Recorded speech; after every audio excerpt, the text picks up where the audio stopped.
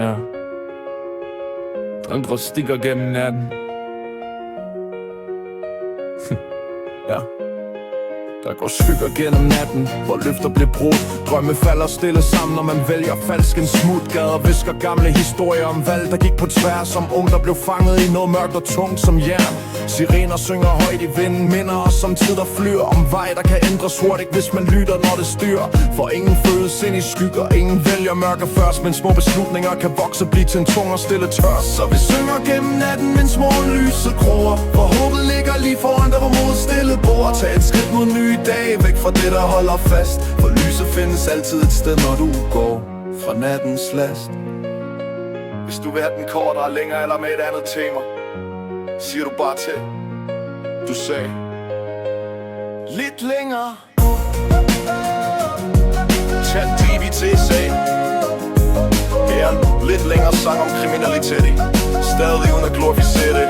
Og med fokus på valg, konsekvenser og håb. Skygger i gaden, udvidet version.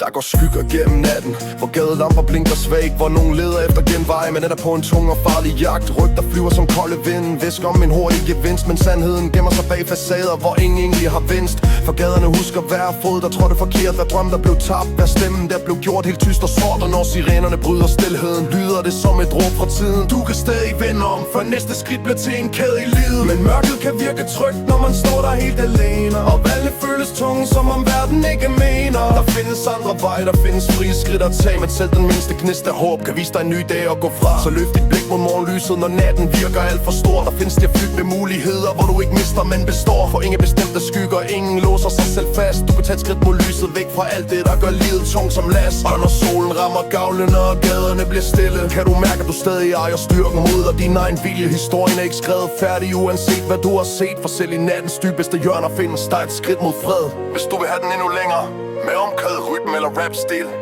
så laver jeg det gerne. Du sagde, lav den længere. ChatGPT sagde her kommer endnu længere udbygget version af sang. Den holder stadig en ikke glorificerende tone og handler om konsekvenser, valg og håb.